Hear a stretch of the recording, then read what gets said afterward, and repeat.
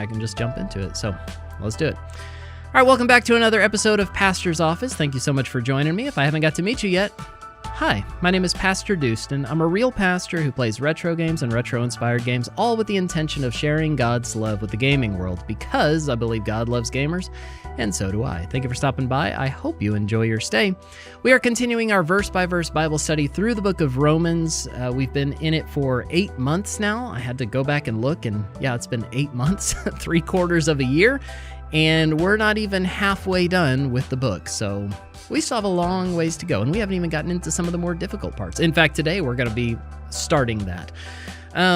Today we're picking up our study at Romans chapter 7, verse 7.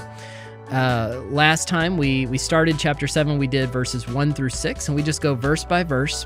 We also are using commentary, The Letter to the Romans from Douglas Moo. It's the second edition out of the New International Commentary of the New Testament. And it's been very encouraging and uplifting, and I've enjoyed it so much. I hope you have as well. In fact, the last 2 months were just in Romans 6, and I used a lot of what we studied through that for the message that I preached this past Sunday here at my local church. It was on 5 keys to overcome temptation, and kind of used Romans 6 and what it means to be dead to sin, alive to God as the context and backdrop for that sermon. So really enjoyed that, and our studies, not only I hope and pray are they helpful for us as we're doing these live together on Twitch and everywhere, but also they're being put into practice just in the sermons that I'm preaching here at my church. Yeah, Noodle says also we like to scare Doostyn with words like ocean and dolphin. Yeah. Stupid dolphin. Julian, what's up? Hooray for multi-stream. Yes, let's go.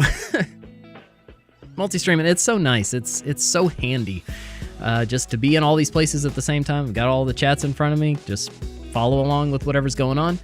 And but then the super nice thing for me specifically is for these Bible studies, before I would have to like record them and edit and download, upload, blah, blah, blah, do all this stuff. Now it's there. Then after 24 hours, I can go in the YouTube editor. I can like cut it out and make it its own standalone video, put it in the playlist on the podcast, all that stuff. So it just saves time and effort and energy. So I really enjoy that. But yeah, so this is going to be fun. I'm really excited about it. We're into getting into one of the more difficult and hotly debated topics in Scripture. So excited about that. Samuel over on YouTube, hi, hello, said, hi, I'm new here. Just want to know if it's okay to be streaming games. I'm Christian as well. I used to stream before, but now I'm having some thoughts on it, but I really want to stream games in general. Yeah, that's a great question. I do it all the time. I've been a real pastor here at my local church for 15 years, but I've been streaming online, doing this kind of online Bible study and gaming and stuff as a ministry for coming up on 5 years, which is really weird, over 4.5 years. But like with anything, I would say if it's something that you're feeling convicted about, that's something you need to really be sensitive to the Holy Spirit there, be sensitive to the convicting voice of the Holy Spirit. On just gaming in general, like if it's a game that's leading you into sin, it's causing you to sin and inciting lust and violence or whatever within you, then obviously you don't need that in your life. Or if the gaming's becoming an idol in your life, you don't need that either. But just the idea of like streaming games and stuff as a Christian, hey, cool. You can use it to be a light in a dark place. That's one thing that we've done, and you'll be shocked to see how many other people kind of feel that same call and burden to just be a light to our fellow gamers. So I'd encourage you, definitely spend time in prayer about that, pray over it, but be sensitive to any kind of conviction you're feeling of the Holy Spirit. In Subnautica VR, no, never, Gamer Mickey. Oh, it didn't work, Noodle. Oh, nice try, though. Got to get some work done. All right, thank you for the lurk, man. Appreciate you. Oh, Epic Woody popped in and posted the gospel because he knows anytime I see the gospel posted in chat, I'm going to share it. The simple gospel truth is this, that all have sinned against a holy God, and sin eternally separates us from God. But Jesus poured out his blood, atoned for our sin, and rose from the grave, so that whoever repents and believes would be born again to a new eternal life in Christ. Okay, so let's get into it. Romans chapter 7, picking up at verse 7. So like I mentioned before, this is one of the more hotly debated and discussed topics in Scripture, is the subject, the point kind of Romans chapter 7. So I tried to lay the framework for that and the groundwork for that discussion last time as we did the first 6 verses. Verse 1 through 6 gave us a good foundation for that, where I tried to emphasize that the debate that's always going on about Romans 7 isn't the point of Romans 7. But it is an interesting thing. So we'll talk about it, we'll discuss it. But I think verse 6 really gives us that immediate context for it. So let me read this. I'll start again at the beginning of chapter 7, and I'll read through a little bit past verse 7 today, just so we have that immediate context. Again, we can refresh our mind on where we're at in Scripture. So I'm reading out of ESV. Here it goes. It's on the screen for you. Romans 7 verse 1 says, "Or do you not know, brothers, for I'm speaking to those who know the law, that the law is binding on a person only as long as he lives? For a married woman is bound by law to her husband while he lives, but if her husband dies, she's released from the law of marriage. Accordingly, she'll be called an adulteress if she lives with another man while her husband is alive. But if her husband dies, she's free from that law, and if she marries another man, she's not an adulteress. Likewise, my brothers, you also have died to the law through the body of Christ, so that you may belong to another, to him who has been raised from the dead, in order that we may bear fruit for God. For while we were living in the flesh, our sinful passions, aroused by the law, were at work in our members to bear fruit for death. But now we're released from the law, having died to that which held us captive, so that we serve in the new way of the Spirit and not in the old way of the written code." Verse 7, "What then shall we say? That the law is sin? By no means. Yet if it had not been for the law, I would not have known sin. For I would not have known what it is to covet if the law had not said, 'You shall not covet.' But sin, seizing an opportunity through the commandment, produced in me all kinds of covetousness. For apart from the law, sin lies dead. I was once alive apart from the law, but when the commandment came, sin came alive, and I died. The very commandment that promised life proved to be death to me. For sin, seizing an opportunity through the commandment, deceived me, and through it killed me. So the law is holy, and the commandment is holy and righteous and good." Okay, I'll stop there for now. I don't know how far we're going to get into the commentary today, but that should give us just some immediate context, should be helpful. Yeah, you're welcome, Samuel.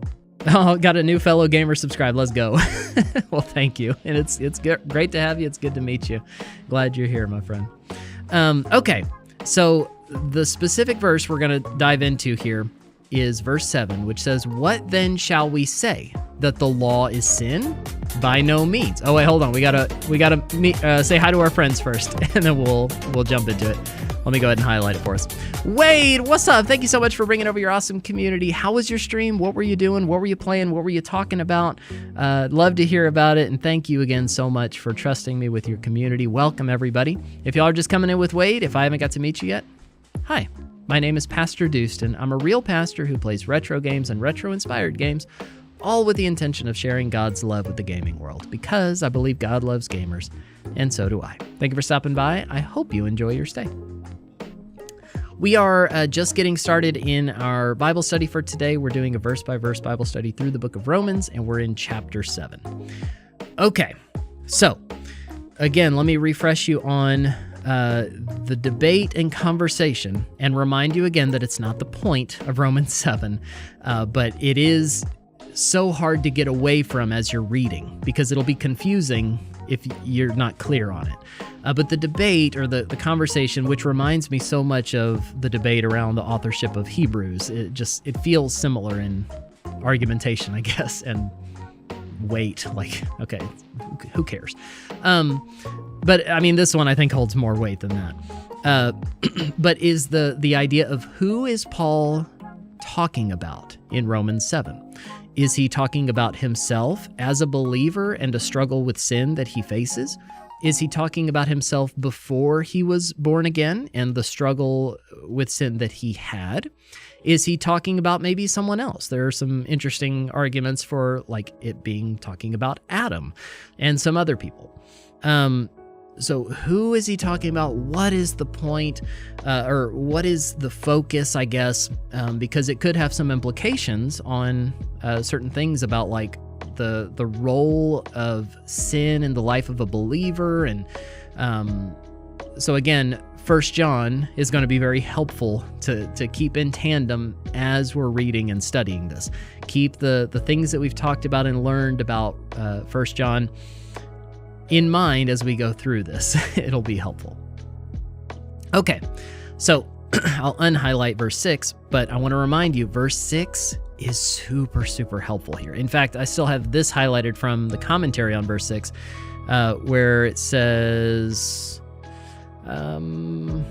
maybe I'll start here, where Douglas Mooey writes, while, however, this is back on verse 6 from last time, still preoccupied with the law, Paul knows where he wants to go eventually in his argument, and so he announces it in the last part of this verse, so that we might serve in newness of the Spirit, and not in oldness of letter. This is the second time in Romans that Paul has used the letter-spirit contrast. He did that back in chapter 2. As in this earlier text, the antithesis is not between the misunderstanding or misuse of the law and spirit, nor even at least basically between the outer demand and the inner disposition to obey, but between the old covenant and the new, the old age and the new. Okay? That's so important to get and understand. The essence of the old or Mosaic covenant is the law as an external written demand of God. Serving in the old state created by the letter meant not, as the Jews thought, a curbing of sin, but a stimulating of the power of sin, and death is the end product. Now, though, the believer released from bondage to the law can serve in the new condition created by God's Spirit, a condition that brings life and fruit pleasing to God. Now check this out. Before Paul goes on to develop the nature of serving in the Spirit, like it'll say so much in Romans 8, he pauses to explain further the condition of serving in oldness of letter and of being in the flesh where the law arouses sinful passions. That's what we have to keep in mind about chapter 7 moving forward. In chapter 8, he's going to talk about what it means to serve in the Spirit, to walk in the Spirit, to have that kind of life, this new life in the new covenant. But here in chapter 7, he pauses to expand on what he just said in verse 5 and 6. For while we were still living in the flesh, our sinful passions aroused by the law were at work in our members to bear fruit to death. He says, but now we're released from the law, having died to that which held us captive, so that we serve in the new way of the Spirit, chapter 8, and not in the old way of the letter or the written code, chapter 7. There you go. There's the answer. But it's not so much the point. So let's move forward into verse 7 proper. And let me bring it up on the commentary. Where does verse 7 start? Man, he gives a lot of information before getting into it. Oh, there's even... Well, Paul, I just noticed this in passing. While Paul almost certainly alludes to Adam's situation in verse 7 through 11, in that situation depicted parallels Adam's, he is not describing that situation. I'm glad I just saw that. I'm going to highlight that for the next time I just happen to be scrolling through this. Okay, not about Adam. Just throwing that out there. But although it does parallel that, but he's not describing that. That was a good way to say it. Okay, keep looking for verse 7. Boom, boom, boom. Okay, here we go. On to verse 7. So, verse 7, in the actual text, it says, what then shall we say? So in light of all this stuff that has just been said, here at the beginning of chapter 7, talking about, being released from that bondage of that law, using the illustration or allegory of marriage and being released from that kind of covenant. Now you are free from that burden of the law before. So what shall we say then? That the law is sin? No, of course not. By no means. Yet if it had not been for the law, I wouldn't have known sin. Sin is I almost said sin is a good thing. The law is a good thing. It is a helpful thing. For I would not have known what it is to covet if the law had not said, you shall not covet. Okay, so let's jump over to the commentary and let's see what he has to say on the verse itself. It says, What then shall we say brings us back to the dialogical style of 6:1 through 23, all of chapter 6. As there, the question raised here reflects a criticism of Paul's gospel that he must often have heard. If Paul teaches that the law increases the trespass, like he said in chapter 5, and arouses sinful passions, like he said in verse 5 of chapter 7, he must believe that the law is by its nature evil and sinful. That would be a natural conclusion, to think the way that Paul talks about the law so often here, he must believe that it's an evil thing, like by its very nature, that the law is sinful or evil. But if this were Paul's view, he would effectively destroy any continuity between the law and his gospel, between the Old Testament and the New Testament, between Moses and Christ. Indeed, many Jews and Jewish Christians accused Paul of holding just such an opinion. In fact, today, still hear that kind of argument all the time online. And I'd be shocked if we made it all the way through chapter 7 over the next few weeks and didn't get people in chat arguing that, because you hear it all the time. So indeed, many Jews and Jewish Christians accuse Paul of holding just such an opinion. Paul is undoubtedly aware that such charges against him have reached the ears of the Roman Christians. So, to prepare the way for his visit and the enlistment of the Romans in his missionary efforts, he seeks here to dispel any such apprehensions. Is the law sin? By no means. Certainly not. Of course not. It's just that, again, like putting the ball on the tee, and then boom, easy home run, like setting it up. No, of course not. Of course it's not sin. By no means. But Paul's rejection of the equation between the law and sin does not mean that he's taking back what he said earlier. The law has become allied with sin. This relationship he reaffirms and further explains in what follows. The but that introduces this discussion is therefore not strictly adversative. No, the law is not sin. On the contrary, but restrictive. No, the law is not sin, although it is true that, just other ways to say it, although the law is not itself sin, the law and sin do have a definite relationship. Specifically, according to verse 7, the law brings knowledge of sin. Paul first states this relationship in a general assertion. I would not have known sin except through the law. Then, I've never heard this word, adduces? A-D-D-U-C-E-S, adduces. Okay, then adduces a specific example. I would not have known covetousness if the law had not said, you shall not covet. But what kind of knowing is this? Perhaps the most obvious possibility is that Paul is talking about the law as defining sin. Through the law, the revelation of the righteous standard of God, I come to know that certain acts are sinful. That, for example, my inner desire to possess people and things is nothing but a coveting that is prohibited by God. Which obviously, like he says, this is no doubt true, but Paul implies earlier that such knowledge is available even to those who don't have the Mosaic law.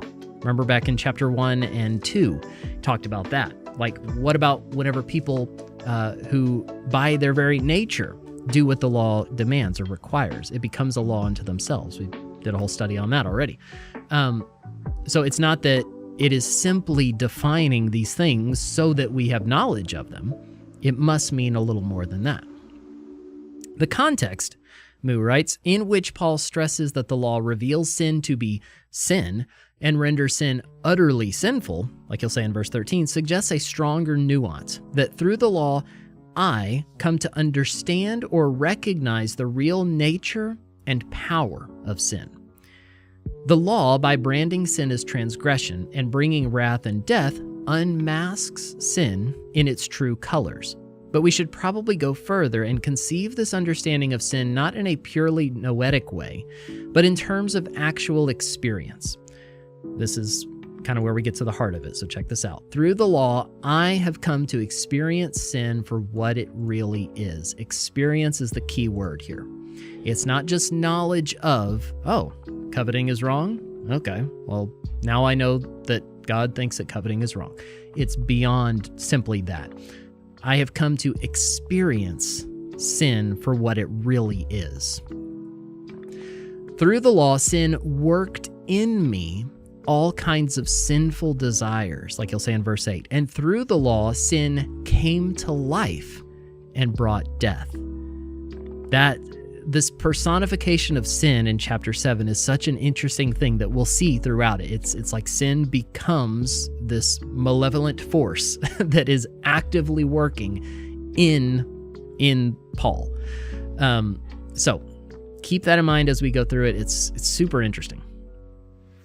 It is through this actual experience of sin, then, that I come to understand the real sinfulness of sin. I don't know if he's going here, but it reminds me of the way that I say it a lot, where I talk about whenever we're convicted over sin and we confess and repent, our heart is broken because we're breaking the heart of God. It reminds me of what he's saying here. So through the actual experience of sin, I come to fully or more fully understand the real sinfulness of sin. Instead of just, oh, that was wrong. Oops, I guess, okay, mark me off on that one. Yep, I did that sin. No, I know what I've done, and I know that it is an affront to a holy God. That's why our gospel presentation that we always share here on stream, it starts off, all have sinned against a holy God. We throw that in there, that God is holy, because it helps to just add weight to this experience, this reality that so many people say, like, okay, who cares? Like, why does God care so much what I do? Okay, it was wrong in his book. Big deal. Who is he? Who's he to tell me what to do? God is holy. And our sin is an affront, a spit in the face to a holy God, whose standard we could never reach. Nothing we ever do could pay for one sin, could make up for one sin, much less the bazillions of sins that we commit throughout our entire life. So we come to understand the real sinfulness of sin. Albritton, hey, good to see you. How are you doing? Adduces is third perspective. Okay. Huh. I've just never come across that word. A lot of times Moo uses words I've never heard. So I'm always learning as we read this. Chris Vlakos, spelled like nachos. I'm going to call him nachos. Chris Nachos has helpfully labeled this catalytic effect of the law. Paul's choice of the commandment he cites in verse 7c, you shall not covet or desire, is often thought to reflect his personal history. Paul's choice of the commandment he cites in verse 7, you shall not covet or desire, is often thought to reflect his personal history. Okay. Our Gundry, for instance, emphasizing the sexual connotations of desire, argues that Paul describes his own awakening to sexual lust as an adolescent. However, Pauline usage suggests that desire has a broader meaning than this, encompassing illicit desires of every kind. In fact, Paul's citation is almost certainly an abbreviated version of the 10th commandment of the Decalogue. That's what I think anyone would have thought, yeah. There's a lot of times where he does that too, where he says something that, like, no one ever would have thought that, when it's clear what it says. But I digress. It may still be, of course, that Paul cites this commandment because he himself had experienced the full force of the law through it. But this is certainly not the only explanation. The citation of the prohibition of coveting in general, without naming the objects of the coveting, has Jewish antecedents, where it stands as a representative summation of the Mosaic law. This, rather than any personal reasons for which there's no evidence elsewhere, is probably why Paul cites this commandment. Okay. I hadn't really considered that too much, why he used that commandment in particular, but interesting. Okay, so verse 8 says, but sin, seizing... wait, by the way, how's the volume on the music? It sounds louder in my ears than usual, but I haven't touched anything. It should be just how it always is. Does it sound okay? Maybe my volume is just up overall. I don't know. Anyway, y'all let me know on that. Okay. Verse 8 says, but sin, seizing an opportunity through the commandment, produced in me all kinds of covetousness. For apart from the law, sin lies dead. Okay. Sounds fine to me. I think you sound fine. Okay, good. I think it's just because it's not piano, because it's not the fish tank stream. Okay. Sin, seizing an opportunity through the commandment, produced in me all kinds of covetousness. For apart from the law, sin lies dead. Verses 8 and 9 are super interesting to me, so we may slow way down here and just kind of think through these. I don't know what all the commentary is going to say, but these are two that I always have to slow down and reread every time I read these. But sin, again, personifying sin, but sin, seizing an opportunity through the commandment, through this knowledge of sin that comes about by this experience of the law and breaking it. Sin, seizing an opportunity through the commandment, produced in me all kinds of covetousness. He speaks of sin as the active agent here, producing this covetousness within me. For apart from the law, sin lies dead. So you pause, you think, but sinners sin. What's the difference? What does that mean? Sin lies dead, but people who are not born again, they sin. Obviously, they're still enslaved by sin. That's what he was just talking about in chapter 6. So what does that mean? Sin lies dead. So that's what I think we really need to slow down. And he'll keep talking about that because he'll be personifying sin throughout this entire chapter. But that's such an interesting line to me. Apart from the law, sin lies dead. All right, there's a footnote here before we get to the commentary. The footnote's from 1 Corinthians 15. The sting of death is sin, and the power of sin is the law. Yeah. Haters gonna hate, sinners gonna sin. Yep, this is true. Can you explain covetousness for me better? Is it wanting what your neighbor has or not being content with what you have? Ooh, yeah, that's a good question. Because it's both. It's both, but let's just pull it up over here. All right, so in the Decalogue, or 10 Commandments, right here, let's see just what it says in Exodus's account. Exodus 20, verse 17, you shall not covet your neighbor's house. You shall not covet your neighbor's wife, or his male servant, or his female servant, or his ox, or his donkey, or anything that is your neighbor's. And that's all it says. And then it just goes on. Well, okay, so does it just mean like not wanting what my neighbor has? Or do I need to be content? Well, they kind of go hand in hand. Just throughout experience, like in my own life, I can't picture a scenario where I see that someone else has something. I feel covetous over it. I want that. And like not taking the step to say, no, I need to be content with what I have. I look around at what I have. Okay, I'm content with what I have. I'm happy for them. I'm happy that they're flourishing and blessed and whatever. That's great. Good for them. I can't like see a scenario where I stop coveting, but at the same time, I'm still uncontent. Because if I'm not content, I will begin to covet. So like it goes hand in hand. We have to become content, I'd say. But good question. Good question. And I'm open to any other thoughts on that. That's just my immediate thoughts. Okay. So let's look at the commentary on this. I'm super interested to see what all he has to say on this, especially this last part. For apart from the law, sin lies dead. Does it just mean that it's powerless? Like, but we're slaves of sin. Are we slaves of a dead master? How does that work? So let's see what he says. The first sentence in verse 8 elaborates verse 7c. Not only has the commandment do not covet brought me to see the true nature of desire, but sin has taken advantage of the opportunity afforded through the commandment to produce all kinds of coveting in me. The law is not sin, nor the originator of sin, but the occasion or operating base that sin has used to accomplish its evil and deadly purpose. That's a good way to say it.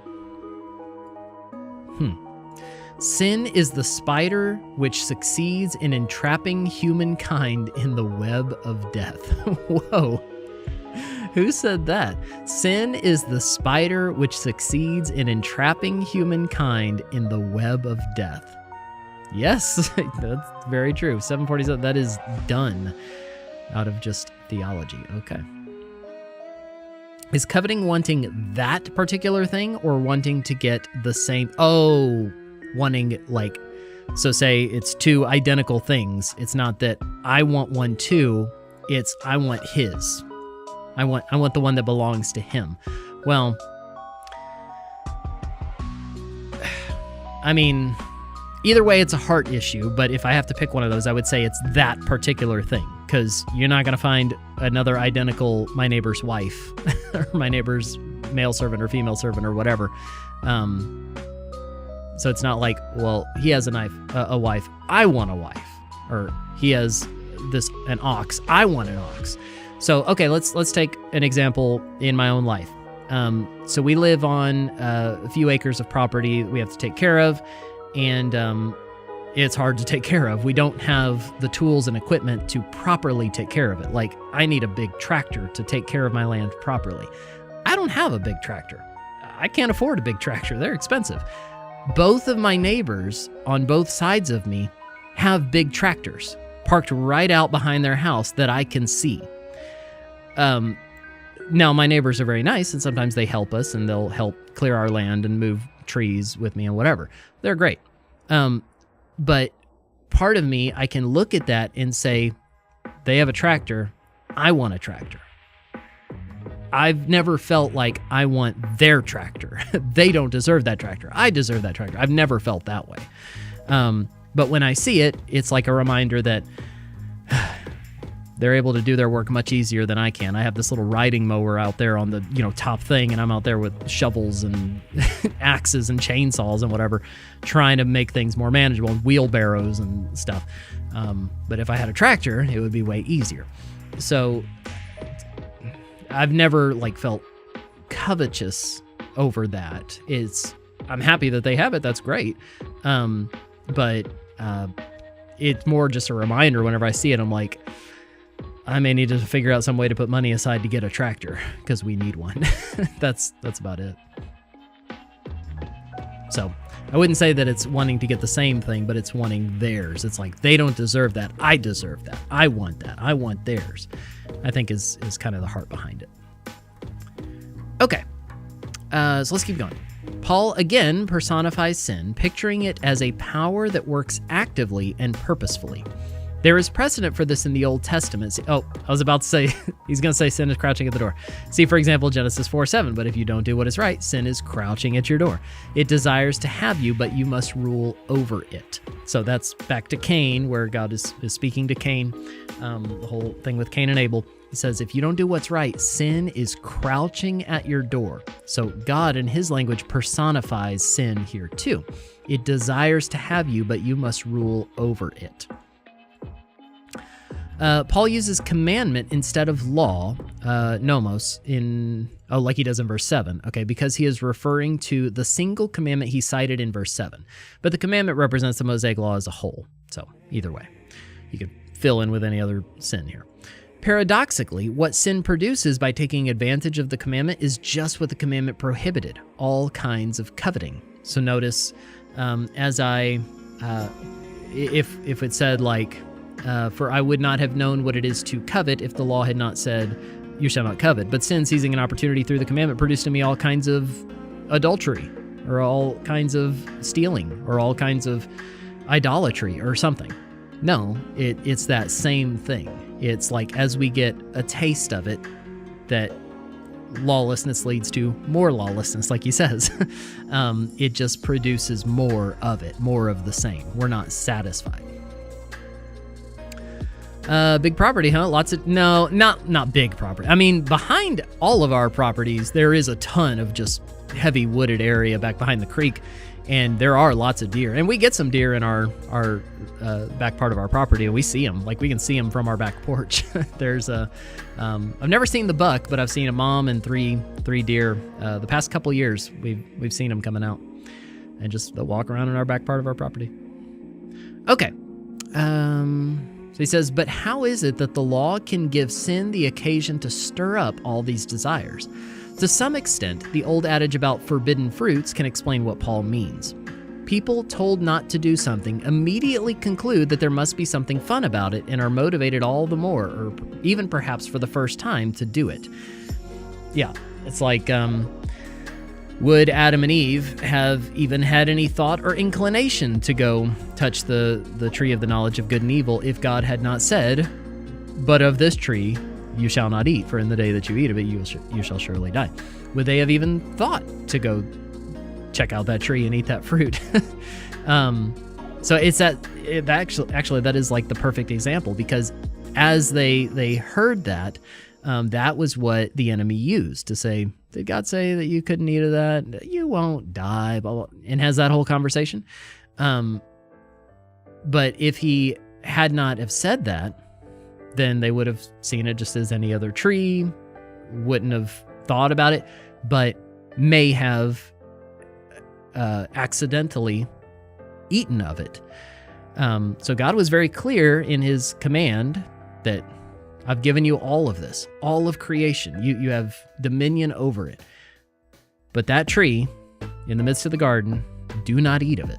He gave the command, and that command is what the enemy used to incite that lust, that it became that forbidden fruit.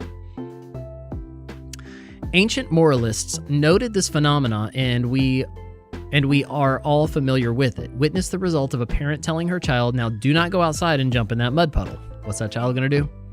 As soon as mama's not looking, go outside and jump in the mud puddle. Yes, I have 4 kids. Amen.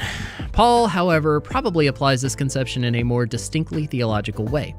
Israel, confronted in God's law with limitations imposed by its rightful sovereign, was stimulated by that very limitation to rebellion. It was only after the Israelites had heard the commandment not to make any idols for themselves that they had Aaron fashion a golden calf for them to worship.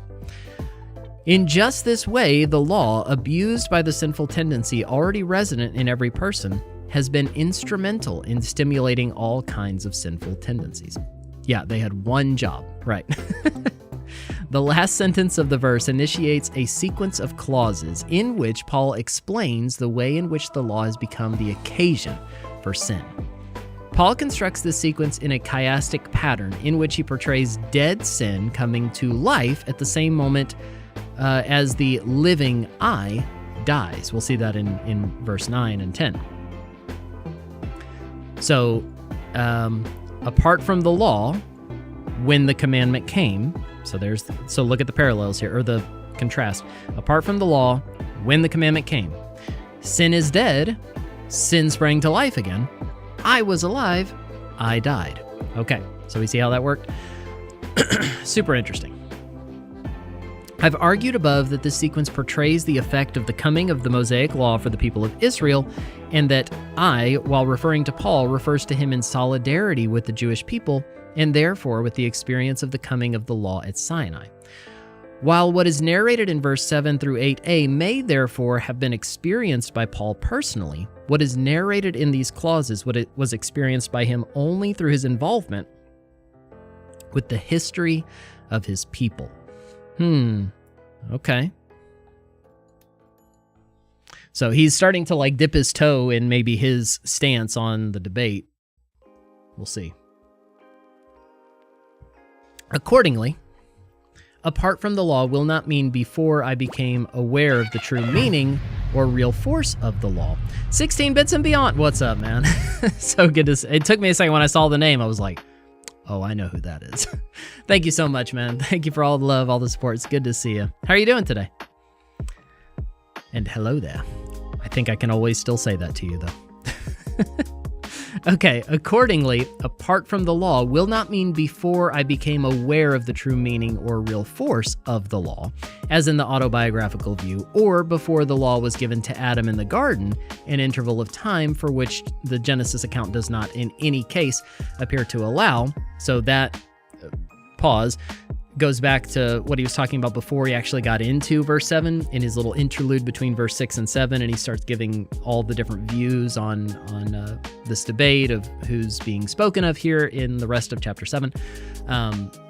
So he's referring to that there. But as in chapter 5, verse 13, before the Mosaic law existed. In the years before Sinai, Paul asserts, sin was dead to Israel.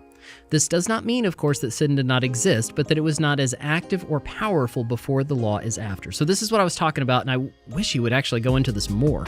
He may in the following verses, but this idea, for apart from the law, sin lies dead, is such an interesting line to me. Because, again, that doesn't mean that people before their even knowledge of the law or whatever, that they're not sinning or that they're not ruled by sin. No, they're slaves of sin. So sin lies dead. Are they ensnared by a powerless master? Are they ensnared by a dead master? It just, that can't be what that means, because no. For apart from the law, sin lies dead. Like, I'm with him everywhere else in here. I get it, but this line has always just struck me as so weird. Sin lies dead. I need to look at more resources. General Pro, hey, good to see you. Quick question. What kind of Christian are you? Like, what denomination? So I'm a part of the Assemblies of God. Assemblies of God, I've been AG my entire life. I'm ordained with the AG. I've been pastor at my AG church for 15 years. Yeah, Assembly of God. So sin lies dead. Okay, let me pull up some different resources. We'll also grab a couple study Bibles, see what they have to say. Go, let's see, here. Who else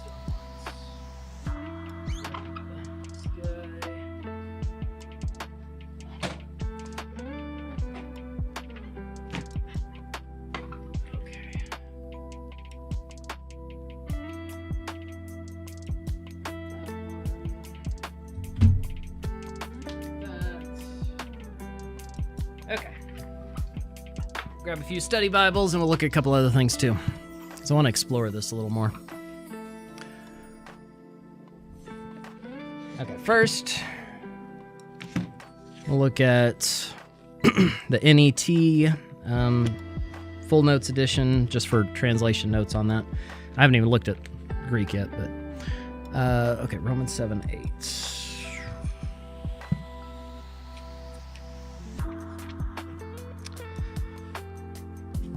All right, here's the actual text of NET, how they rendered it. It says, "But sin, seizing the opportunity through the commandment, produced in me all kinds of wrong desires. For apart from the law, sin is dead."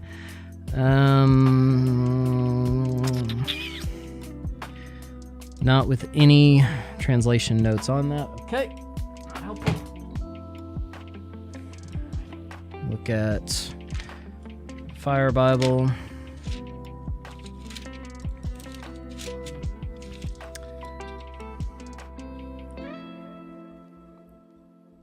Okay, it goes into more specifics on verse 9 through 11, but just the total section of 7 through 25, here's what it says. I'll read through this. This is notes on the Fire Bible. It says, in this section, Paul gives a general description of the uselessness of trying to live right and please God in our own strength without depending on his grace, mercy, and strength. He understood this well from his own personal experience before he encountered Christ. Up to that time, he was depending on strict obedience to God's law in order to be righteous and find favor with God. Righteous in quotes. This is the same situation that Paul has described to the Romans as being useless and impossible. We can never gain true righteousness or salvation by following the law. We can only enter a right relationship with God by his grace through faith in Christ. In verse 7 through 8, Paul describes the value of God's law in exposing sin and making us aware of our inability to live up to God's perfect standard. God's law is in place to reveal our need for him. It points us to Christ so we can become right with God through faith in Christ. Yes, I agree with all that, but doesn't help me.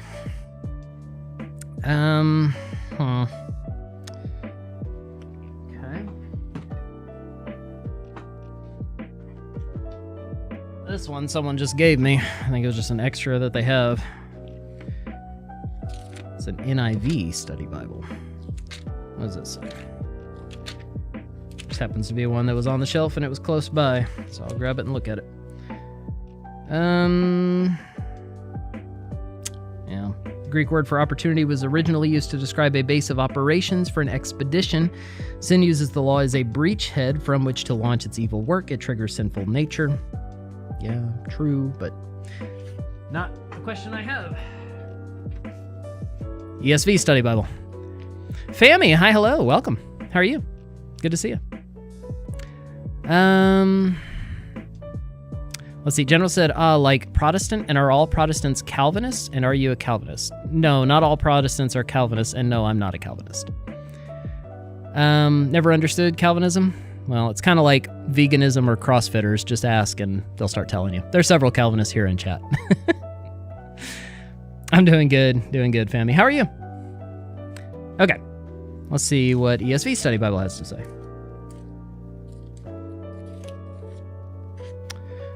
Okay, 7.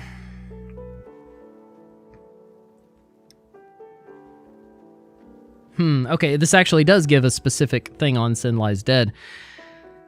All it says is the prohibition against coveting exasperated the desire for what was forbidden. Sin lies dead means that sin was latent rather than non-existent. So that's what I was saying. Obviously, it's not non-existent. Sinner's going to sin.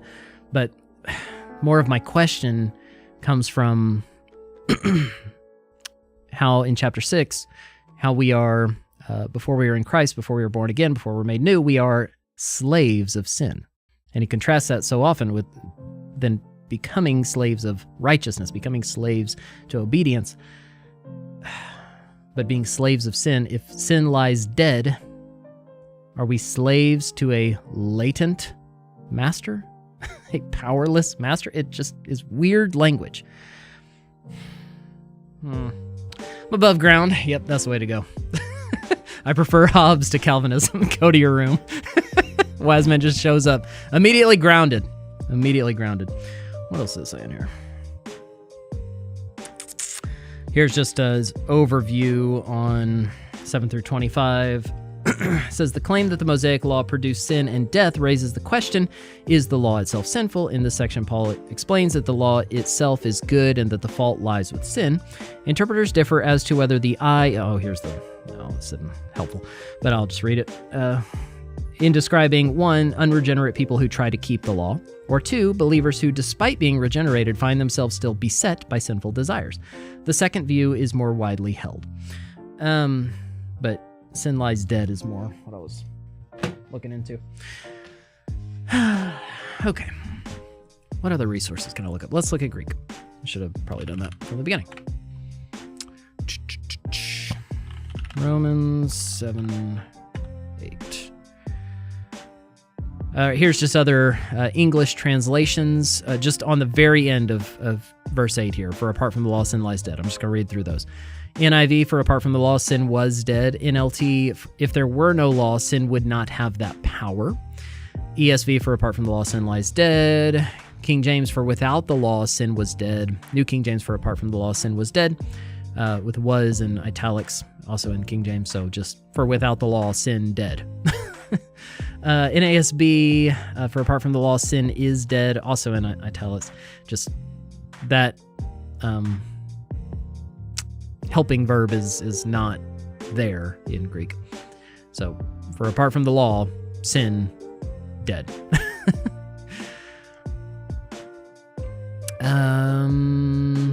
CSB, apart from the law, sin is dead.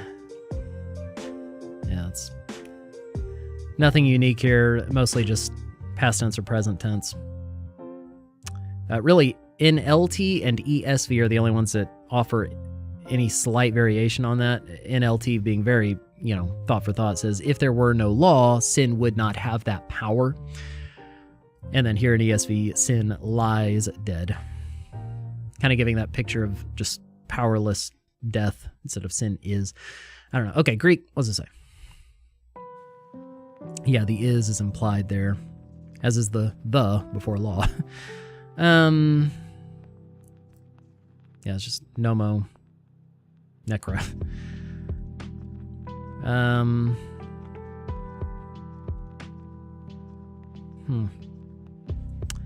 None of that's very helpful. It's just... Oh, where are you... can you send me a link? 16 bits?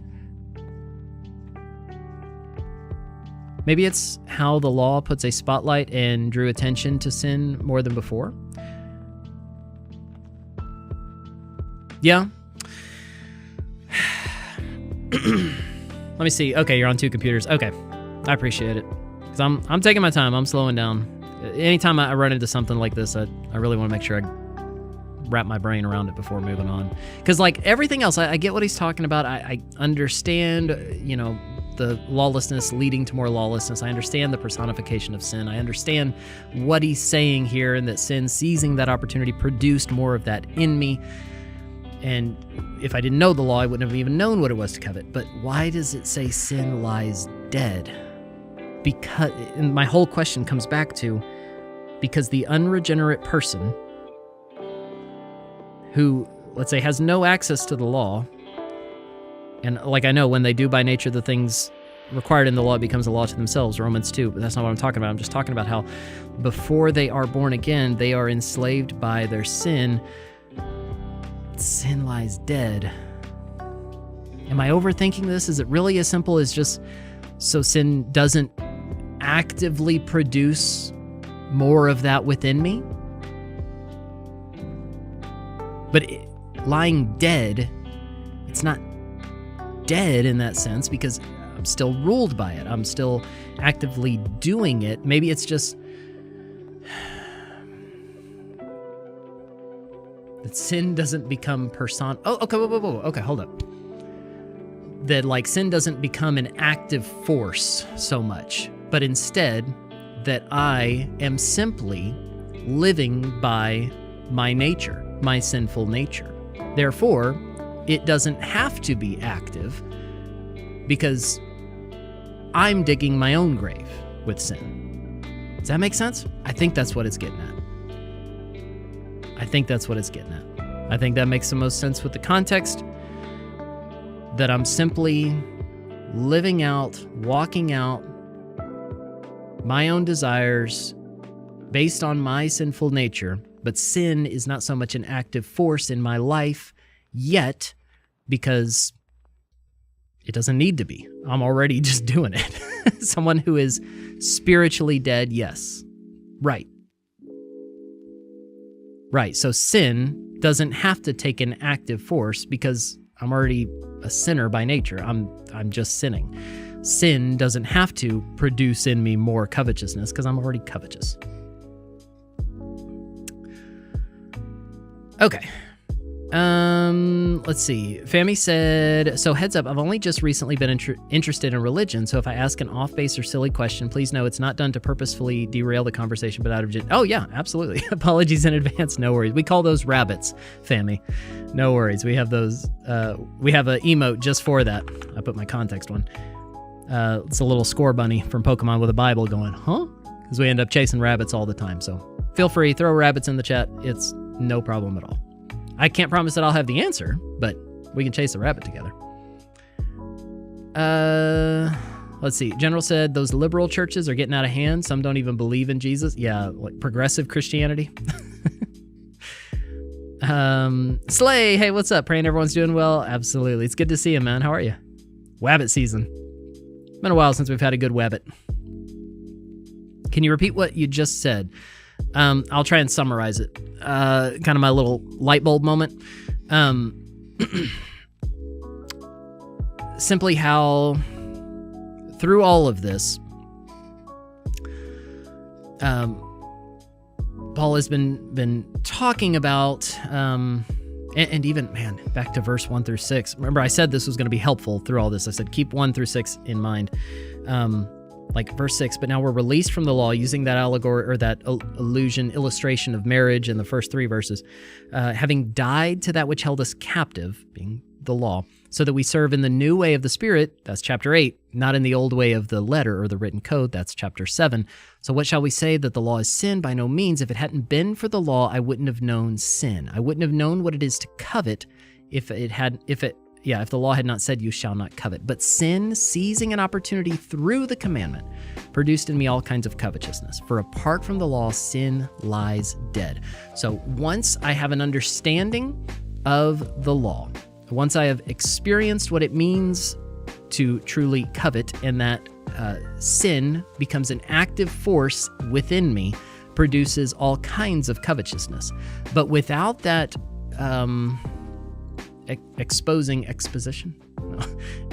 being exposed to the law and experiencing what it means to truly break it, not just sinning, but actively pursuing sin comes alive and we die.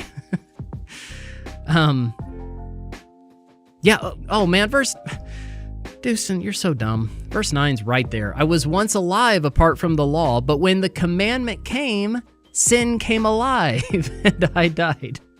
All this time I'm thinking like, okay, but what about before? What about before the person is born again? Whenever they're still enslaved by their sin, they're sin to a dead master. Sin came alive. When the commandment came, once I was exposed to that, once I had understanding of that, sin comes alive, becomes this active force, and I died. It produces in me all kinds of covetousness. So all I was trying to say, I don't even remember who asked the question now. Onyx.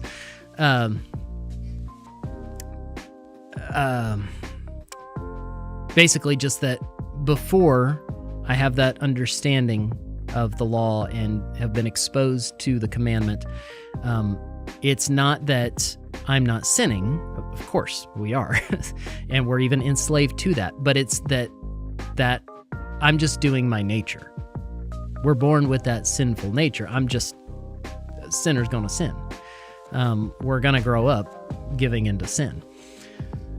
Until we are born again. We are made new. And then we have this, which, man, leads even more into the debate and conversation about who is Paul talking about, which I keep trying to say is not the point, and I get that, and it's not, but it is so interesting there.